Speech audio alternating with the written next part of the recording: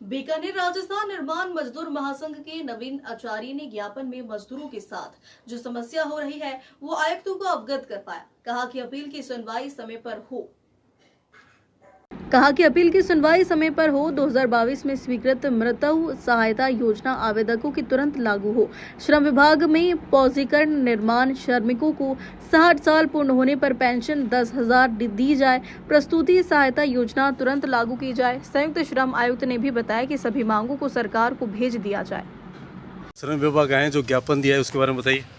राजस्थान निर्माण मजदूर महासंघ के द्वारा श्रम विभाग बीकानेर कार्यालय में 13 सूत्री मांग पत्र दिया गया है, जिसमें प्रमुख मांगों पे श्रीमान प्रदीप जी यादव संयुक्त श्रम आयुक्त बीकानेर से चर्चा हुई।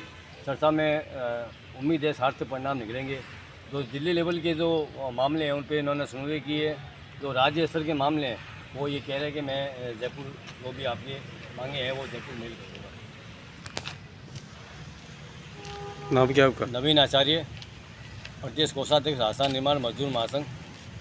मोहम्मद हुसैन डार, राजस्थान निर्माण मजदूर महासंघ बीकानेर जिलाध्यक्ष। नवलाल जी हर्ष, राजस्थान निर्माण मजदूर महासंघ। वेदपाल जी, लूणगढ़ से तहसील।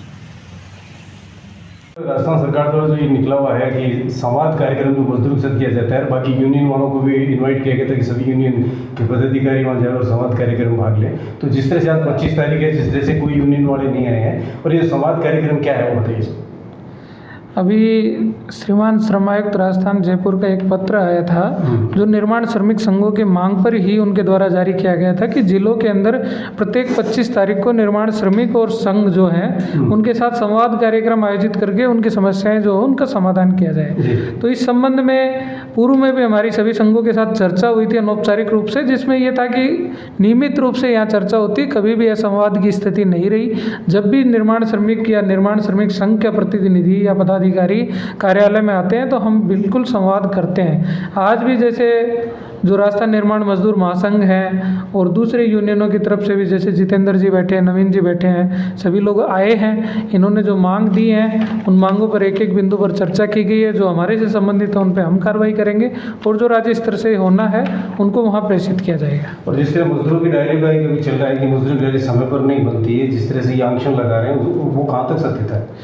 उसमें ऐसा कोई हमने उनको कहा है कि कोई स्पेसिफिक प्रकरण है तो आप बताएं, जनरल नहीं। अभी हमारे स्तर पर कोई लंबित नहीं है।